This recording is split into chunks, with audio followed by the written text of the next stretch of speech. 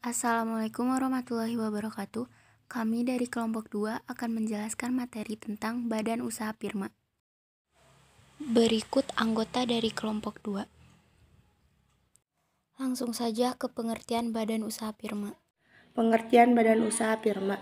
Firma adalah salah satu bentuk badan usaha yang berisi perserikatan antara beberapa orang atau perusahaan. Di Indonesia, hukum persekutuan firma diatur dalam Kitab Undang-Undang Hukum Dagang atau KUHD dan Kitab Undang-Undang Hukum Perdata atau KUH Perdata. Menurut Undang-Undang Hukum Dagang RI, pengertian firma adalah tiap-tiap perserikatan yang didirikan guna menjalankan suatu perusahaan yang dibawahi oleh satu nama bersama. Firma adalah badan usaha yang terdiri dari dua orang atau lebih dalam suatu perjanjian.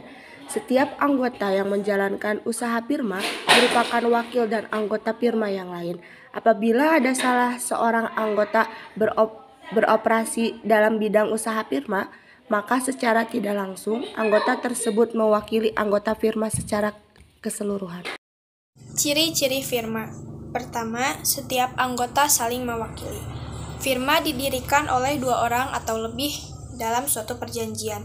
Setiap anggota yang menjalankan usaha firma merupakan wakil dari anggota firma yang lain. Apabila ada salah seorang anggota beroperasi dalam bidang usaha firma, maka secara tidak langsung anggota tersebut mewakili anggota firma secara keseluruhan. Yang kedua, jangka waktu terbatas. Firma yang didirikan oleh beberapa orang memiliki umur yang terbatas. Artinya, jika ada anggota yang keluar, berarti firma tersebut dinyatakan bubar secara hukum.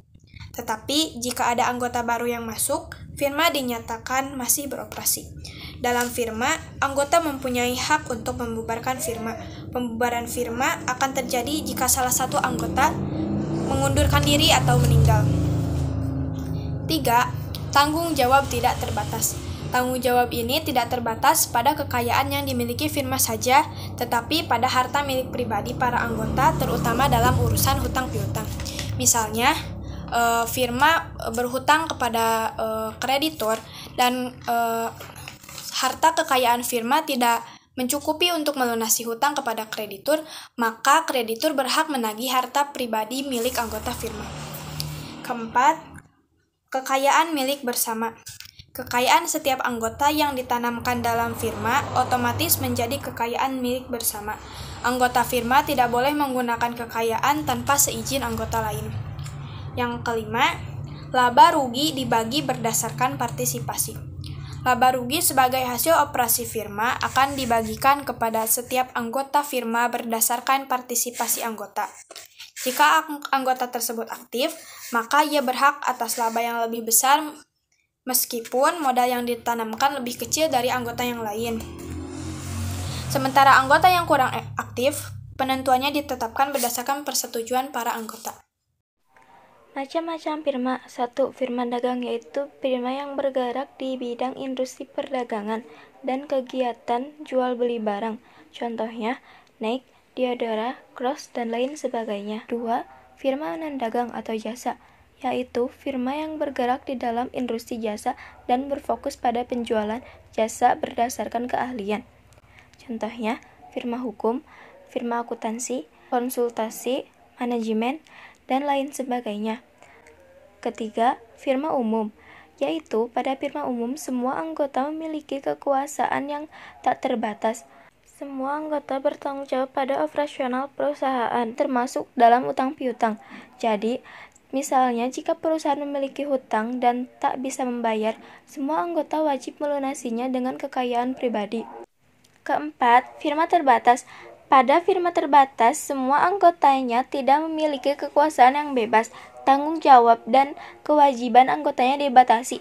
Contohnya, firma sumber rejeki, firma multimarketing, dan lain sebagainya. Kelebihan firma. 1. Prosedur pendirian relatif mudah. 2. Jumlah modal mendirikan usaha cukup besar dari usaha perseorangan sebab merupakan gabungan dari para pendiri sehingga mempermudah perluasan usaha. 3. Dengan modal dan finansial dari beberapa orang yang terkumpul dan cukup besar, mempermudah memperoleh kredit. 4. Pendiri yang terdiri dari beberapa orang memiliki kemampuan manajemen yang lebih besar karena pembagian kerja antar anggota yang seprofesi dan mahir di bidang yang sama. 5. Tergabung alasan rasional. 6. Perhatian anggota yang sungguh-sungguh pada perusahaan. Setelah ada kelebihan, tentunya ada kekurangan. Berikut kekurangan firma antara lain. 1. Tanggung jawab pemilik tidak terbatas pada seluruh utang perusahaan. 2. Pimpinan dipegang oleh lebih dari satu orang, memungkinkan timbulnya perselisihan antara anggota apabila saling mendominasi. 3. Kesalahan seorang firma harus ditanggung bersama. 4.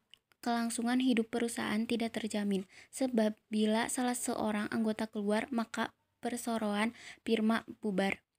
5. Utang usaha perusahaan ditanggung oleh kekayaan pribadi para anggota firma. Pembubaran firma persekutuan firma diatur dalam ketentuan pasal 1646 sampai dengan pasal 1652 KUH Perdata dan pasal 31 sampai dengan pasal 35 KUHD. Pasal 1646 KUH Perdata menyebutkan bahwa ada 5 hal yang menyebabkan persekutuan firma berakhir, yaitu 1. Jangka waktu firma telah berakhir sesuai yang telah ditentukan dalam akta pendirian.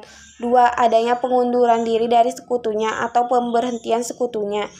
3. Musnahnya barang atau telah selesainya usaha yang dijalankan persekutuan firma. 4. Adanya kehendak dari seorang atau beberapa orang sekutu. 5. Salah seorang sekutu meninggal dunia atau berada di bawah pengampuan atau dinyatakan pailit. Terima kasih atas perhatiannya. Mohon maaf bila kami ada kekurangan. Wabillahi taufiq wal hidayah. Wassalamualaikum warahmatullahi wabarakatuh.